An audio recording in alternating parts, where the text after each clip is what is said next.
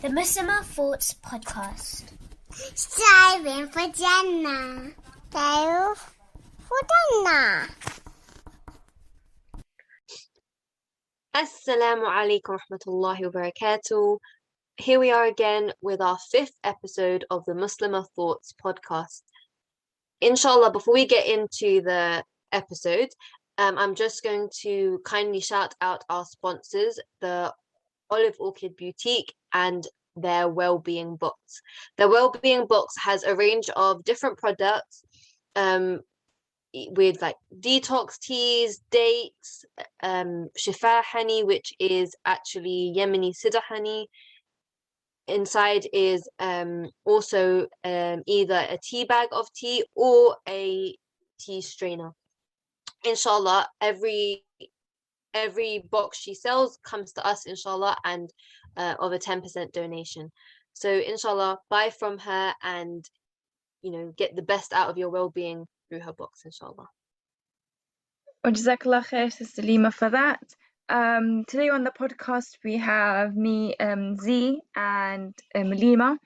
It's going to be a 2-person podcast from Muslim Thoughts.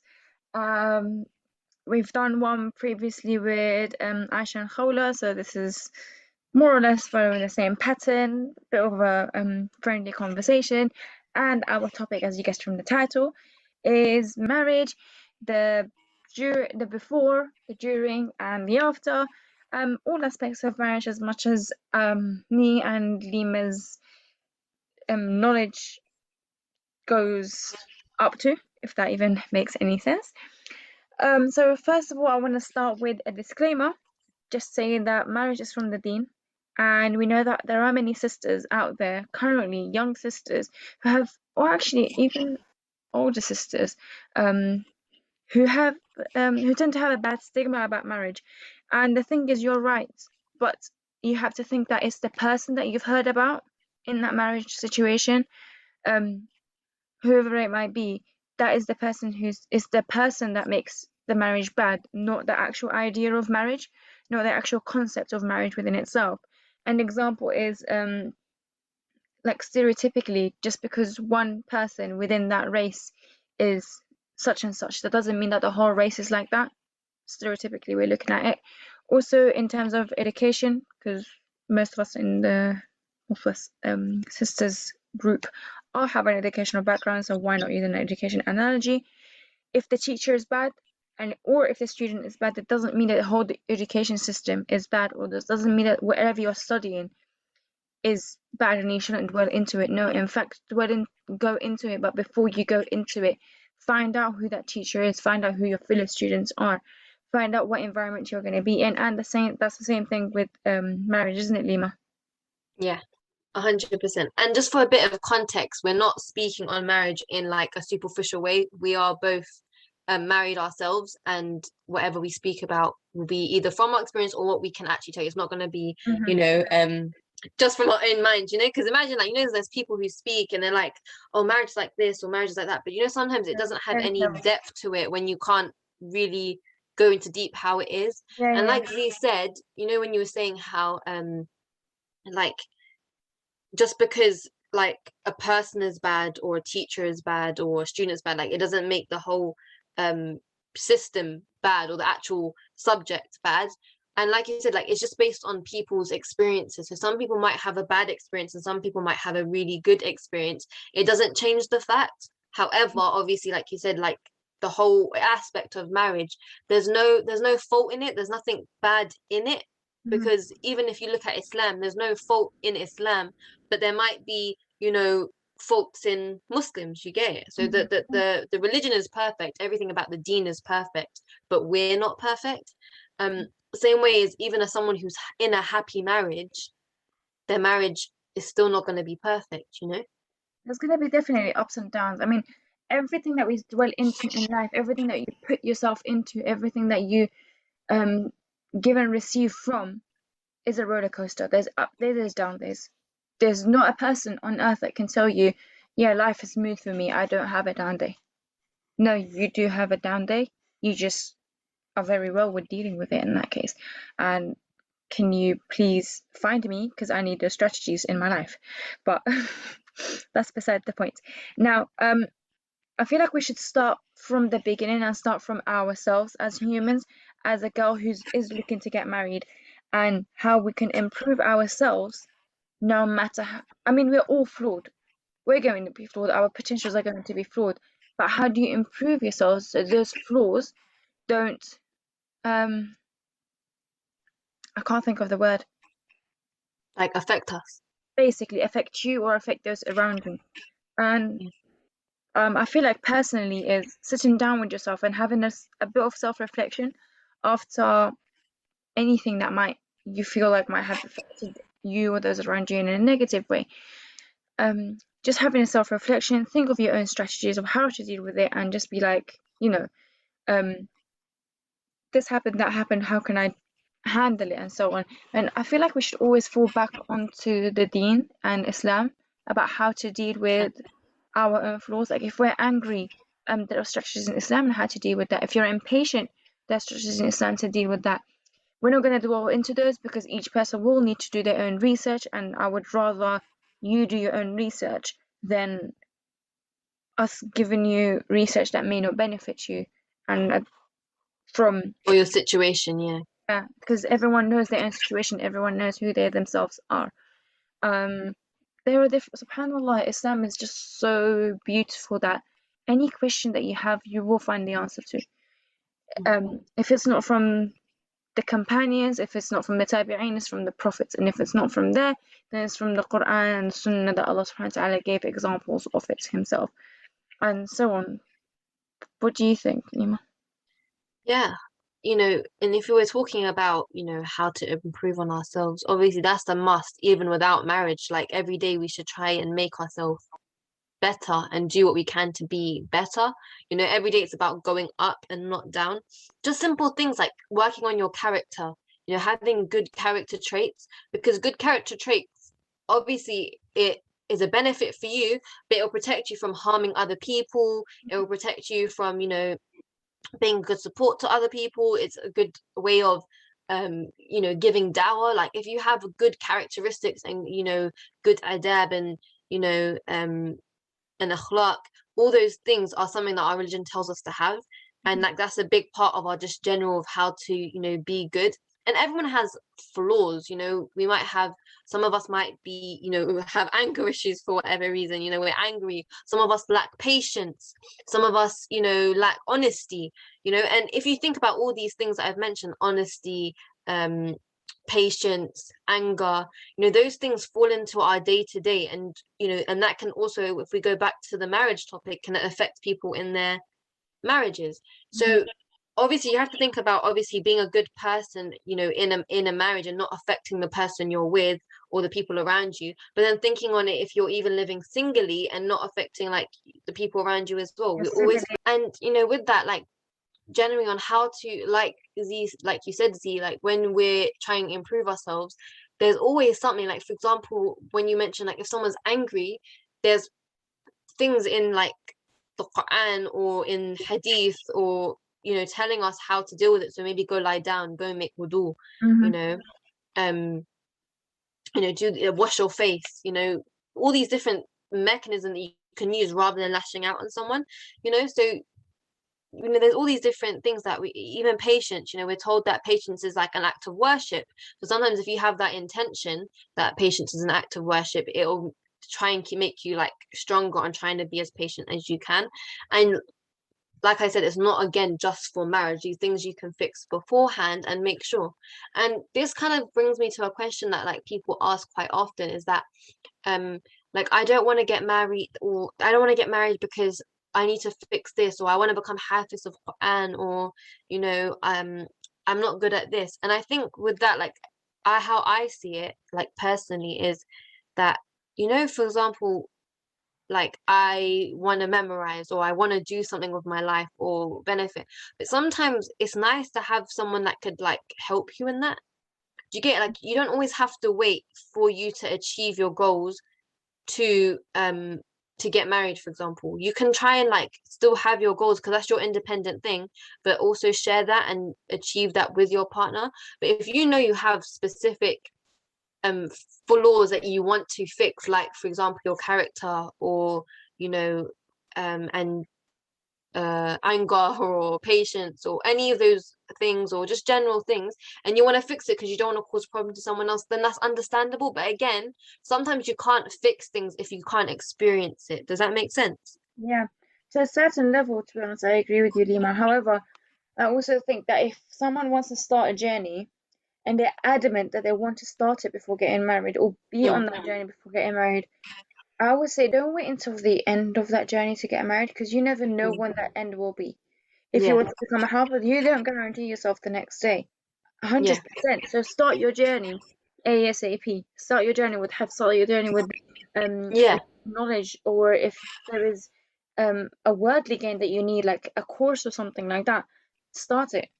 Yeah, start it 100%. Start those journeys, but there's no time limit. A Hafiz, you can become Hafiz in 2 years, 5 years, 6 years. Do you get me? Or studying is something like you do all the time, or trying to get a job is something that you have all the time.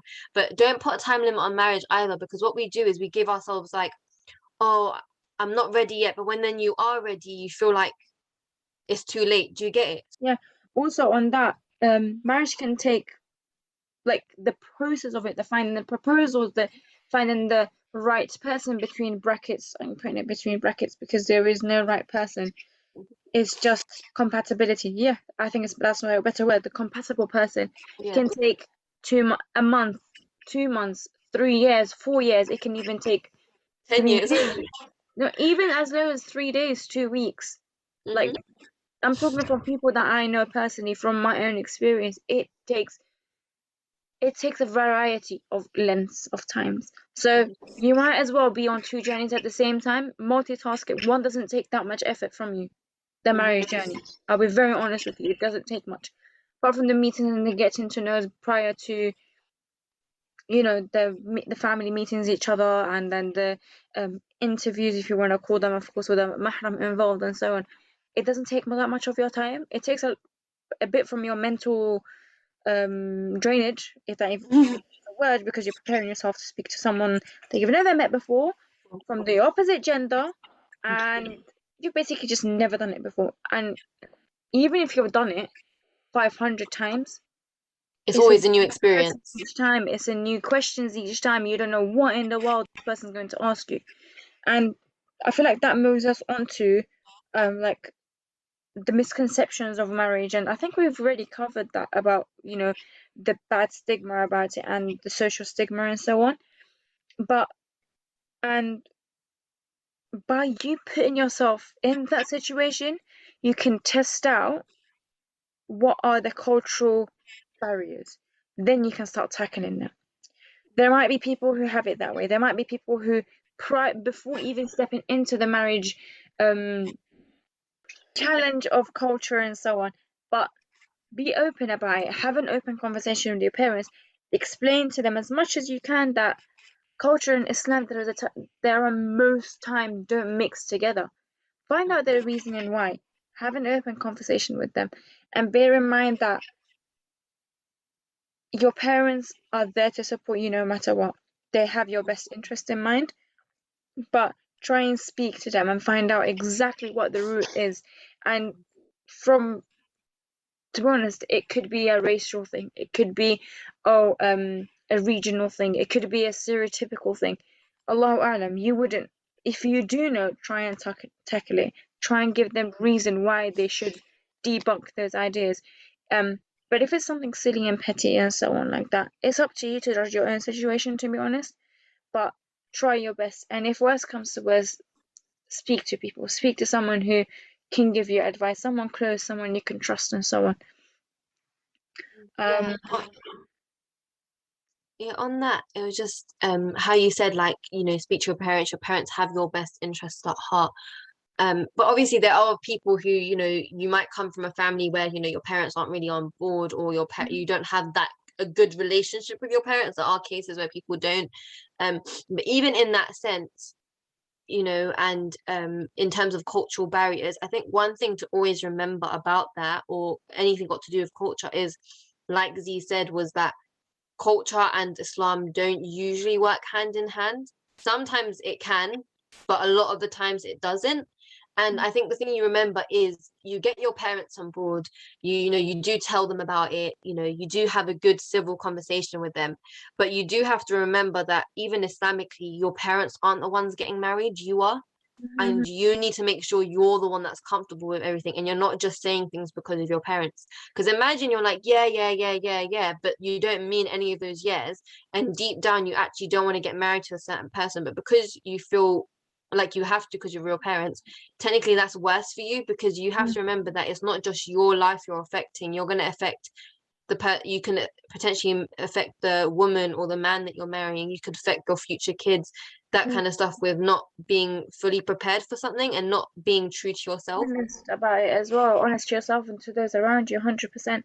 Yeah. That just also means that just shows the person's maturity and readiness for marriage. If you know, to be straight with it, if you know you're ready for marriage is when you're truly honest with yourself. And I Mm. feel like that kind of ties in with your principles and having having set principle, knowing who you want to marry. Not Yeah. exactly, but a rough idea. Having Mm. the absolute no-nos, you must be this, and having those that could consider you if you have sort of section. I mean, Mm. from personally, I'll be very honest with you, I didn't have, okay, I was about to say that I have principles. No, I did have principles. I didn't have expectations. That's the word I Mm. was looking for.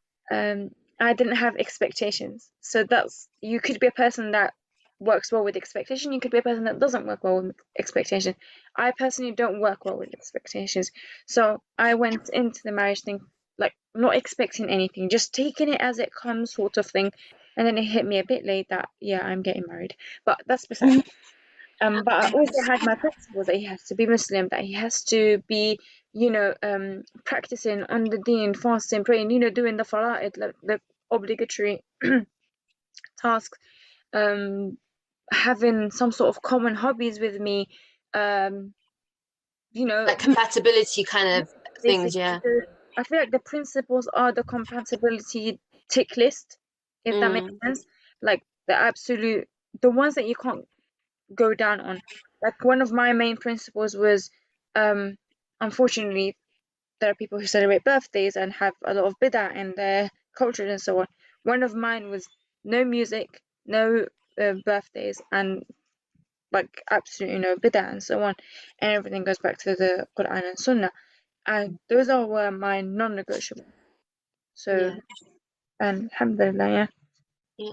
Thing is, that's funny because I was exactly the same. Like I went into it with like not obviously let's forget Z and her principles, but with no like No expectations. principles, wow. um but with no expectations. It's not that you don't have expectations, but you know some people actually set a list of what they want to Yeah, go through, and I don't think we did that. no. With me, I think what I learned from my whole experience was that you naturally have naturally have unanswered things in your heart that you don't realize you need until you go through it. So like Mm. what I didn't know, like I was never thinking about it, but I knew 100% that the person I want to marry has to be, you know, on their deen. Like that's the most important. And for me, I've always wanted to get better, and I know that my main goal was always, and what most people's goal is to reach Jannah. And the most beautiful thing, if you think about it and if you read on books, is in like entering Jannah with your spouse. You and your spouse both entering Jannah together. So whatever questions you ask, whatever you do, should relate and always be a part of that goal. And you'll slowly come to realize during those meetings, like from that one goal that you both share, you'll find like compatibility, you'll find answered questions, that you'll start answering each other's questions. The questions that you do ask and the expectations you should have is, don't think about the guy just in a dunya perspective. Like, oh, like maybe like obviously you can think about if you're attracted to him, you have to think about if he can support you. Yeah, all those things are important, but also think about, can this guy be, or can this woman be a mother or father to my kids? can I live with this person? Is this someone that you could see yourself living with and being happy with? Is this the person that you see, your 23rd, 24th anniversary with? Not someone that is just like a moment thing, or Sure about the anniversaries thing, Mima. huh? Not sure about the anniversaries thing. We're not promoting that, are we? Not like having an In a anniversary, but being superficial married way, for 20 like the years. 23rd year. Put it that Yeah. way. I don't want anyone going out there saying, "Of course, it's not encouraging marriage anniversaries." Please, that didn't come out of our mouths. Just say. I actually didn't think of it like that. Like, yeah, I don't Yeah, celebrate anniversaries. that's You know, just you in just my see it mind, as and I was like, I have to say it. you just think, no, because when you just see it as a word, like it's just like it's something that says Yeah. a year, but just because of just natural. Yeah, Yeah. sorry guys, no one, please don't be going celebrating like and making it a thing. Obviously, you can be like, I've been married to you for 10 years, but don't make it a big deal. Inshallah. What But goes yeah, down to so imitation of the kuffar. So let's just be careful on how we respect and value our deen. um, There was but something I yes, was gonna say and I forgot. I lost my train of thought as well. But yeah, I think we get the thing of like if we go back into just general Mm. misconceptions, But obviously also, people thinking like, hmm? subhanAllah though, like marriage used to be so simple. Like back in the days, we're talking like ages ago, way before we were born, and then it just apparently became complicated. But I feel like it's people that make it complicated. And oh, 100%. that's what I remembered. Also, when you're going through the marriage process, when you're going through the questions and the interviews and the meeting the family and all of this and all of that, remember that the other person is a human and they're going through the same thing, if not 10 times worse.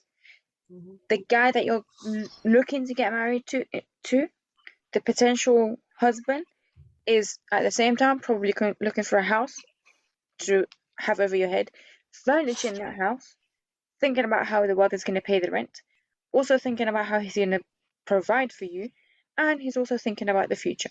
On top of that, if you're going into the big wedding vibey thing, or if that's part of your culture, he's thinking of how to probably Provide for that. provide for that as well, if that is what you guys agreed on. Just remember that the other person is a human as well, and they're going through the exact same nerves, the exact same thoughts, the exact same anxiety that you're going through, if not 10 times And worse. 100%, like if even for any sisters that want to know, like we might be shy and it's new for us and it's awkward, but a man that's properly on his deen and has been living a life of you know a good Muslim as he can be, you have to remember he hasn't most likely been around women himself. Do you get it? Like same way as we haven't been around men, so he's going to be shy, awkward, um you know at times as well. And it's not just us, so sometimes we have to think of that on a man, but with a man it's like they actually try and show to be like try to appear more confident so that you're not scared, Yeah, but I think they're about it probably deep down, yeah. yeah, but when you think about it deep down, it's exactly the same thing. And like at first they are gonna make mistakes same way as you're gonna make mistakes. Like I have to, if I'm gonna be completely honest, like the first couple of weeks, like you're like you might say like strange things, you might be awkward, you might make a lot of mistakes just out of being like nervous or shy, but those things like don't make you, those things are just natural, same way as your husband might make a few mistakes or say a few things just because he's not maybe Having used to another like person there that is very close to them, if that makes sense, like in a marital relationship, is new to both of you guys. yeah, Just when after marriage, cut yourself some slack, and before marriage, cut yourself some slack. like yeah. Um, um I feel like we should actually discuss about the wedding and the mahar and so on. And personally, my advice would be is go easy on the person. mhm, Money doesn't mean everything. Wealth mhm, doesn't mean everything. It's what comes after. Because at the end of the day, you want to have a happy life full of barakah. And there's no 100%. point in going through waste before the marriage, only for afterwards. you will regret it. Mhm. So just think strategically. Find the best option that suits you. I mean, it's a one-time experience, 100%, but at the same time, find out what is reasonable on the pocket, if that makes sense. I think especially with the meha is something that you can discuss rather than just come up with Yeah. a, people think, okay, this is what I want, stick with this, go straight in. I think respectfully, I think there's akhlaq and adab in everything you do. There's a way to do things. Same ways, like for example, if it's giving nasiha, there's a time and place on what you're going to give nasiha on, what it's going to be. Same way as when you're bringing up meha, for example, even though it's your rights, you still need to be fair to the other person. You do realize, like you Yeah. said, like you have to be fair. You have to understand someone's situation, and you don't want to make it. You never want to make anything a burden on someone. And if we think about it, like even the parents, you get it. Like sometimes it's not even the daughter being like extravagant. Sometimes it's their fathers, Mm. saying they're demanding. And I think it should never be like a demanding. I think it's something that you should discuss.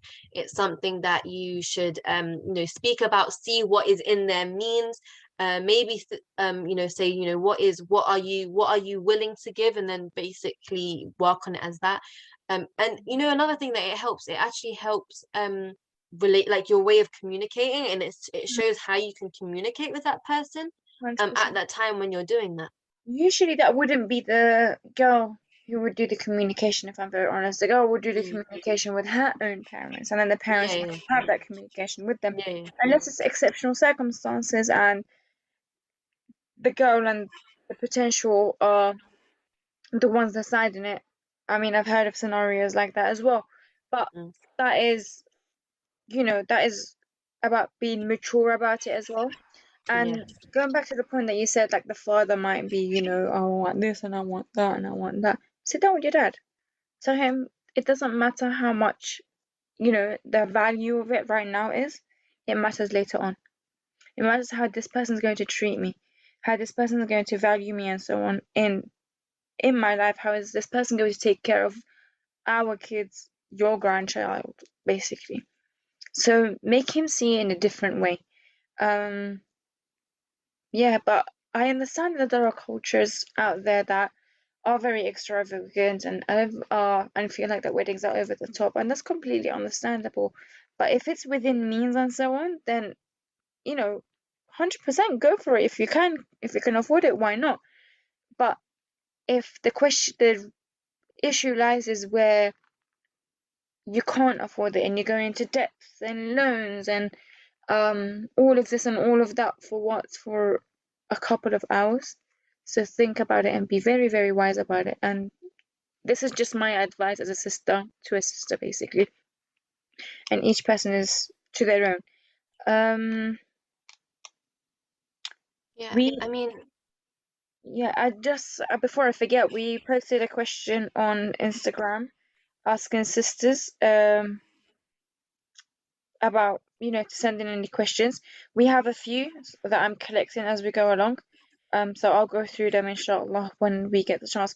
Mainly they're the same question, and I feel like I should answer them now. One of the questions is how do you approach your parents? And the other one is how do you tell your parents, especially fathers, you're looking to get married? Again, that goes back to the open communication with your parents. With fathers, it's always awkward because you don't, unless you have that relationship with your father from the get-go, then amazing. If not, then send your mum to do the talking. yeah, always go to your mom. Have you ever seen when like someone goes to their mom and then the mom goes to your dad and then your dad Yeah. goes back to you? It's like a full circle. But no, 100%. You can go in that thing is with that question.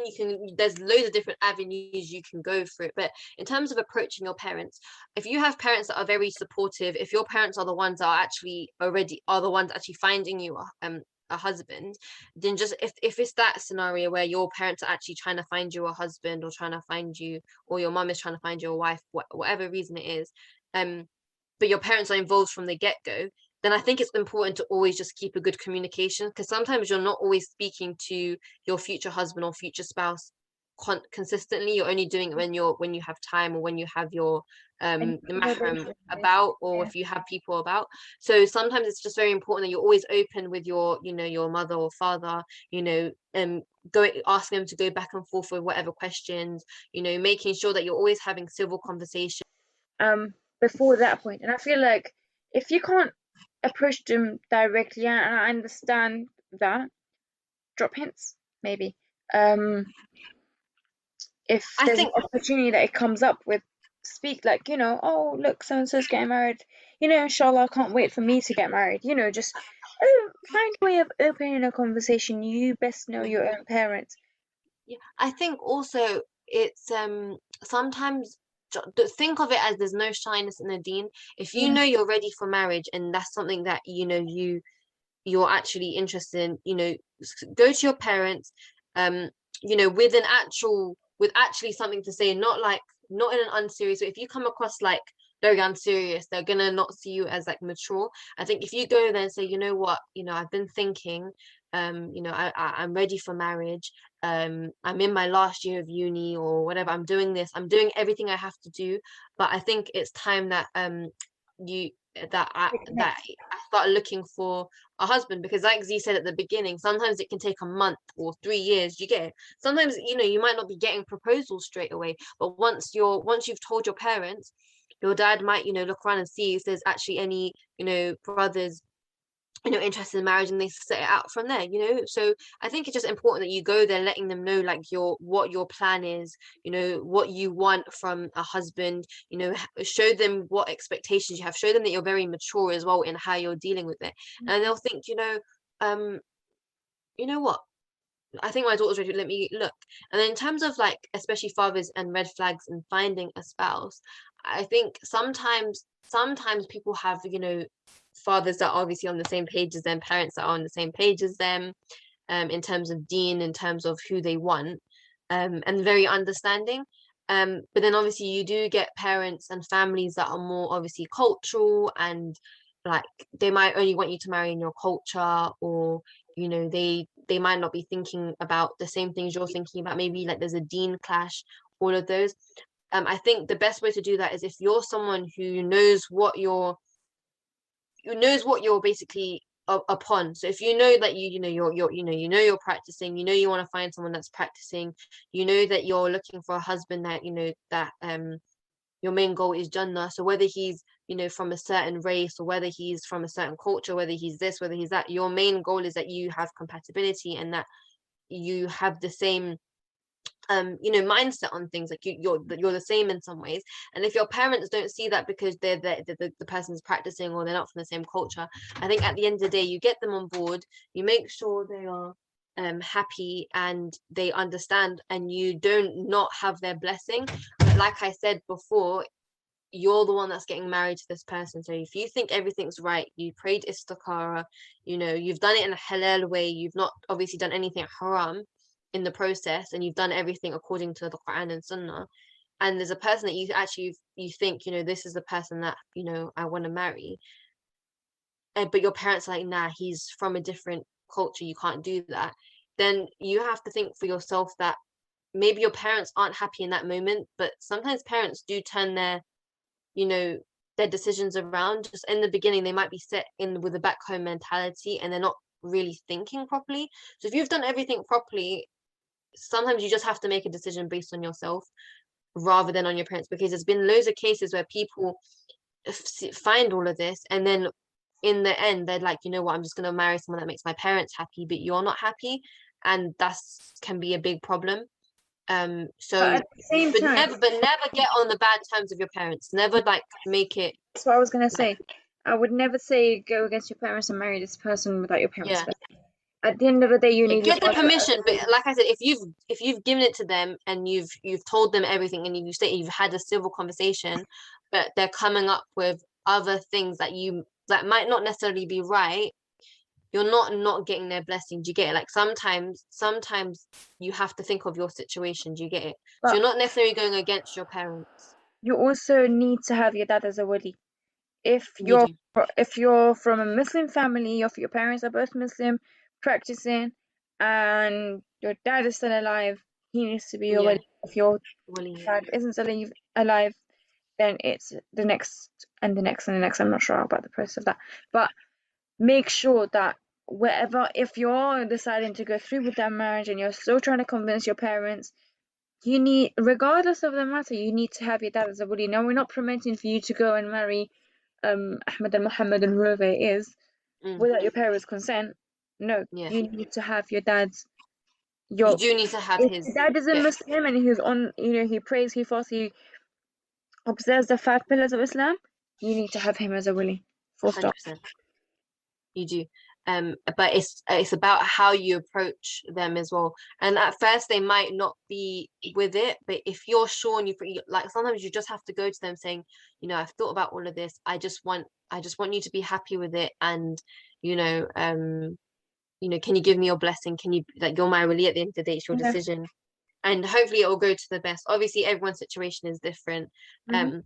Obviously, if you don't have like Muslim parents, for example, there is you can have other people be like a reference or wali for you, and that's obviously practicing, that's trustworthy, that's known around the community, they Mhm. verified.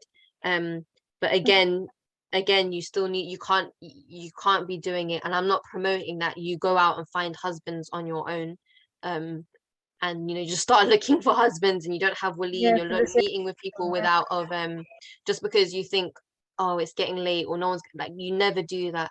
you need to do Especially it if you're not doing it in the right way, there's no barakah in it. And 100%, but it Christianity needs to be has done the barakah right Islamic way. way. Yeah. We just got another question about red flags in finding a spouse. Now, with that, it's about asking about the person in the local community, finding out how he is with his siblings, with his parents, because that's a big telltale.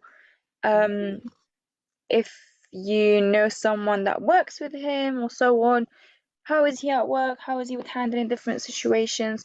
You can go down the route of asking situational questions like, if this happened, how would you handle it? But bear in mind, those questions may not reflect the person themselves, because they're trying to prove that they're the best version of themselves at that point. So it's always better to ask people who have lived through things with that person, people who have traveled with him, people who have done business with that person, and all of those testing circumstances. Ask about those from people that have been in them with that person. That will give you the red flags, if there are any, or the good flags, if there are any. Yeah. I And feel like I'm starting to make up words. I'm really sorry. it's 100% about asking the right questions as well, and I think thinking about a future, not thinking about the moment. Mm-hmm. Some people might think about the moment of the meeting, but sometimes you can have a moment as well, like think about the moment, but and the present, but it's also good to think about obviously the future. And like you said, like, that's one thing I did, is like, when I was having my meetings, um just sometimes when your natural fitra, you end up, when you speak about yourself, you speak about your family or your situation or where you are. And sometimes, like, if you get like a sister who might be speaking like how she is with her brothers and how she is with her mum and her parents, or you kind of get a sense, oh, like, that person is very close to their parents, or she really loves her parents. Same way as a guy, if they speak really good about their sisters naturally, and it just comes out really naturally, you kind of know how they respect them, and you might feel, oh, like, that person seems very good in how he treats women, and that might give you like a sense of feeling like he'll be able to treat his wife properly. Or but then there might be a brother that you speak to, and like, he doesn't have a good relationship with his sisters, and he doesn't speak nicely of them, and that would just be like, if he can't even treat his sisters properly, can he treat me properly? So those things will give you a tell. Sometimes you have to really observe the whole process. And if you feel inside, like in your heart, like, think you feel uneasy, then you pray istikhara and you'll actually find those answers, whereas I sometimes was you actually feel, about to say that. It's your gut's feeling. You're yeah, literally, when they say, oh, your instinct and so on, you will feel it in your gut. You will know if that person is right or if that person is wrong. If Allah has put barakah in that marriage, because remember, your future, not future, your life is basically written by Allah yeah, subhanahu wa ta'ala. and But it comes out already written. So it's when you're making istikhara, if Allah is making everything easy going and smooth running, a little bumps here and there bound to happen, but in general you're not seeing anything that is crazy, alhamdulillah, go for it. But if you're feeling anxious, if you're feeling, there's something wrong, there's such twisty feeling in your belly, nah, something's not right, there's far too many problems, far too many no's and so on, I That's your can't, istikhara answer. It's like those are yeah, the signs. It doesn't always have to be like a dream or something. Like it's like you just get a sign. If you're very uneasy, you're not feeling, if you feel all these feelings, that unease is kind of your answer. Like this is not right for me because you're yeah, constantly feeling uneasy. I'm not gonna lie. I remember when I was having my meeting, and like for me, I prayed istikhara, but I couldn't find a single red flag. Like mm, subhanAllah, I couldn't find anything bad, and I felt so good inside. Like I didn't feel a sense of unease at all. That I kept trying to find problems, and like for me, it was so bad with because I kept, fighting them, that is not good. yeah, I was like, how can like, I was like to my parents, like, this is my first meeting. Like, how is there no problems? Why is everything like I pray to Square, like everything is going well, alhamdulillah, like I'm happy, but I don't want to be happy. It was like I was like, I want to find something bad. It was like I was giving, and I realized like that's wrong. Like I only learned afterwards that, you know what, this is like my istikhara being answered. Like Allah was telling me and letting me know, like I, like He knows what I need more than I know what I need. And because 100%. I didn't know what I need and what I wanted, because I was going into this like not properly with expectations, but I just thought, you know what, um You had a stigma, basically, that in the marriage process there's bound to be problems. Right. Sorry, a slight technical issue there. Inshallah, everything is gonna go smoothly from now on. Right, I think we should move straight into um life after the marriage. So we've done the before, we've done the during, and we've done the process and so on. So now it's like it naturally flows into the life after marriage, and it always starts with the roles and the responsibilities and the rights of the um both parties. So um for the rights, I feel like it's known, search it up, do some readings about it, read up about it. There's plenty out there on the Sunnah of the Prophet sallallahu alaihi wasallam, what the Quran says about it. But it's generally, and correct me if I'm wrong, Sister Lima, but generally the husband is the provider, the carer, the person that like provides for the family, and the wife is then has takes on the nurturing role quite naturally. Now, for the I roles, think men, well, I think a lot of those things that you said, just as a reminder, is that they do, like some things do work. Like sometimes it's not only one person, it does work hand in hand. But when it comes to stuff like providing, you have to remember that it's clear cut stated. Like there's some things that are clear cut stated, a right of a man and a right of a woman. No one's saying that a woman can't help with providing and helping out financially, but that's from her choice. yeah, Whereas obviously a man, that's his obligation. And sometimes I've realized, I don't know if you've noticed this, but I feel like sometimes, like even sometimes we do it as a nicely, like you want to like help support or chip in with something, but if sometimes it can feel like you're taking a job off um them. Do you get it? Like that's their responsibility. it shouldn't feel like that, because if you have that open communication, and if both spouses are on the deen and on Islam and so on, and about the teachings of it, it should never feel like you're taking on the Yeah, responsibility of the provider in the family, because it's clear cut, like you said, it's the man's job. And yeah, that's what I wanted to bring in, like to make sure that you can do this, but at the end of the day, it's about knowing your rights. So you know, at the end of the day, if you can't, for example, as a woman, you like you should never feel like, for example, you were helping, and all of a sudden you don't. You don't have to be like, oh, all of a sudden, like, you don't have to feel bad about it. Basically, do you get it? Because you know that some things are clear cut rights, whereas that's the man's job. Same way as like people misinterpret that women have to cook and clean. It's mm, never been stated that we have to do that. We have every right not to cook for our husbands, but where's the akhlaq and adab in that? Do you get it? Where's you 100%, trying yeah. to gain reward? Do you get it? So it's never said that women have to clean, women have to cook. But look at our religion. Hygiene is important for both man and woman. It's an obligation upon every Muslim to have cleanliness and to be clean. So keeping your home clean is something both men and women do. If a woman chooses to take that responsibility on more because her husband's at work all day, then you're getting a reward for that. But it doesn't mean that your husband makes it hard for you, or a woman, you make it hard on your husband, for example. For example, he's supposed to be the provider and that's his duty. But if you're being extravagant or being unreasonable or not understanding his financial ability and state, and you're asking for those stuff, then you have to remember that you're being that you could be the one that's probably making it hard for him to provide for you. Same way as if a man is being very, not appreciative when his wife cooks, not helping out with the little things of like around the house, or making the job way harder, Yeah. then as a man you're causing your wife to maybe be in difficulty or to maybe not be happy. Do you get it? So sometimes it's about understanding what your clear-cut rights is, and then doing things just for the sake of Allah. Do you get it? So sometimes like a husband making his wife breakfast, do it for the sake of Allah. You're making your wife happy. You're keeping the happiness there. You're helping each other out. Same way as a woman, if you want to make it easy for your husband in terms of providing for you, then do that. Like, it's all about obviously having good communication, having compassion, understanding each other, and trying to make give each other ease at the same time, because our lives get very hectic. And when you get married, it doesn't all of a sudden mean that you're not independent in certain ways or your life completely changes.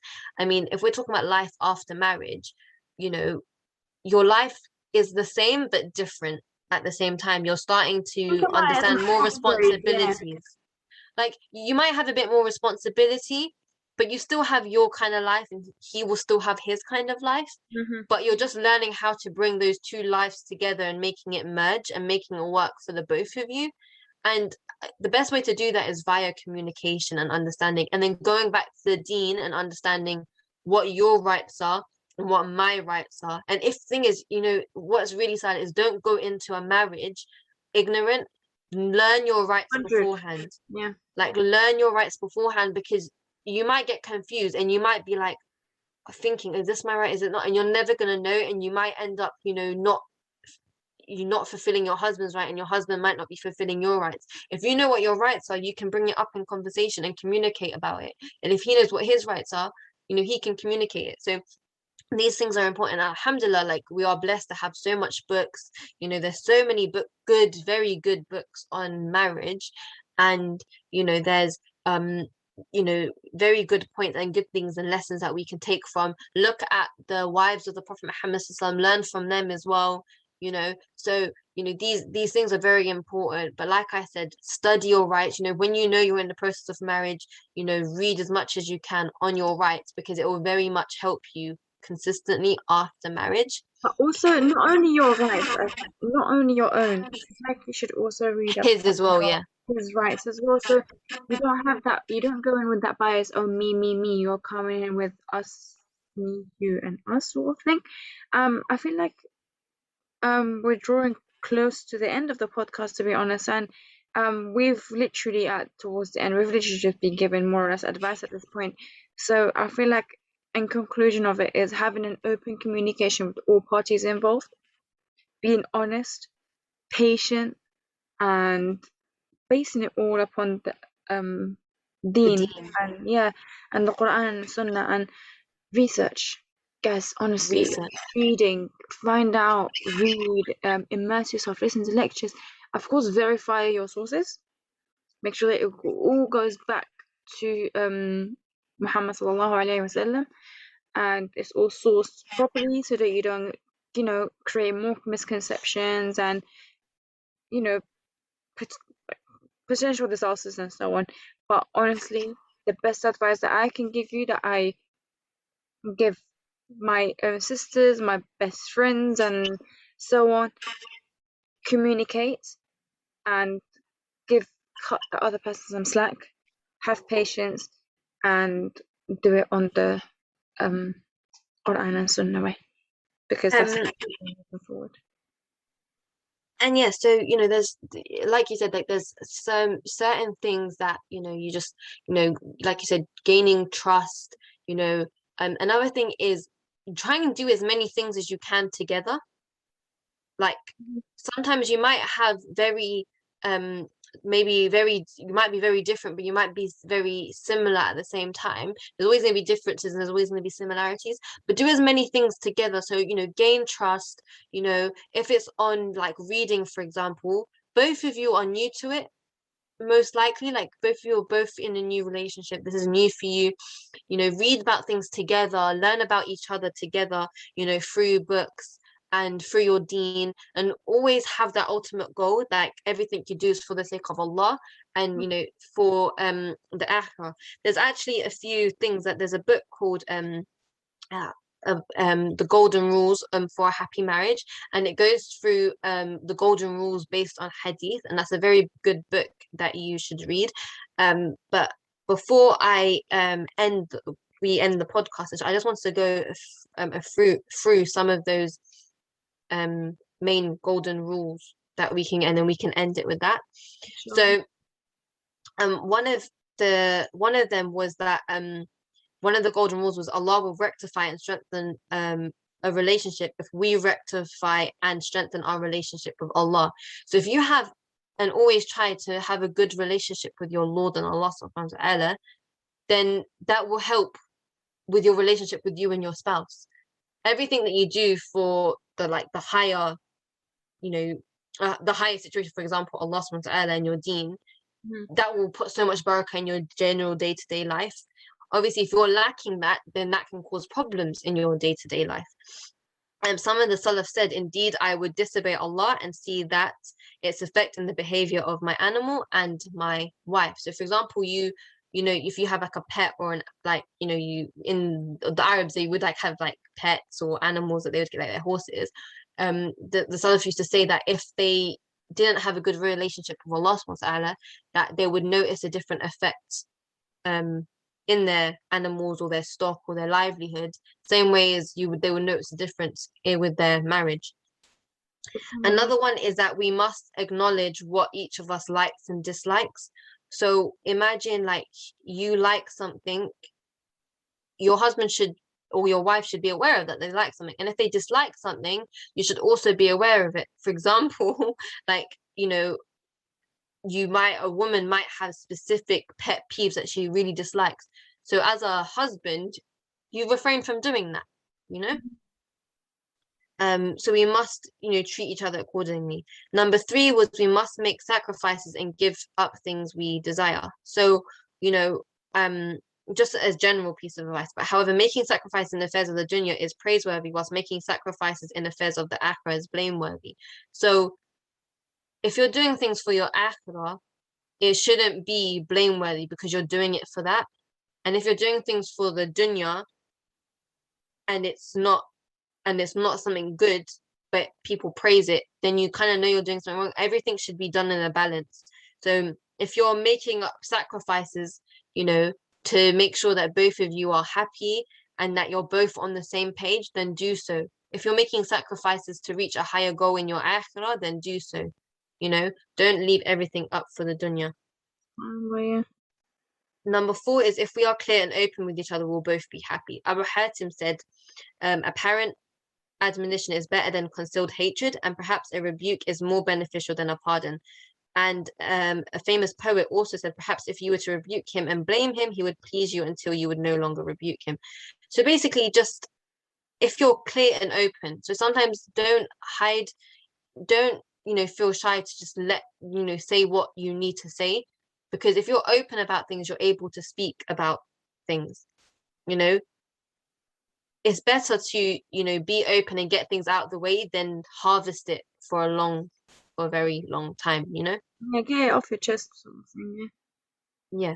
And then it all goes back to communication as well, because if you can't openly say what you can between someone who's supposed to be the closest to you, like a spouse, then it's gonna affect you later on in terms of your communication. Another one is if one of us becomes angry, the other must remain silent. And people might be like, you know what, but it's very important, because you know when anger Creates fire, yeah. it creates fire. So you might be angry, and I know 100%, like sometimes when someone else is angry, they might say things that make you angry. But in that actual moment of anger, it's better for you to be silent, because later on that person might see the mistake of their ways and come to you, and you can talk about it. If you just start talking over them, shouting, you're just going to end up getting more angry, and it's going to end up being an argument. So sometimes it's just better to stay calm, stay quiet, and then later on speak about things. Another one is apologizing when being in the wrong. Apologizing removes worries. Sometimes if a husband apologizes to his wife, it removes the worries of that time. It just makes you feel like you can start afresh. Obviously, apologizing can be just one word, but sometimes there is deeper meaning if someone shows actions to show that. So apologizing when being in the wrong, I think, is very important. I think it's an advice I'd give to anyone, because it just shows that you have self-reflection, you've reflected on yourself, and you don't want to keep it a lingering problem. And I think in marriage it's not good to have lingering problems. Yeah. 8 is we must master the art of silence and listening to one another. Listening to each other is very important. Not always trying to be in the right. I think both parties need to make sure they listen. Listening is like not just communicating and listening work both hand in hand. Making sure you listen to someone's points, and sometimes from listening to someone you can actually rectify things, have a good discussion on where to work on one part, where to be on the same page with another part. It helps with your communication.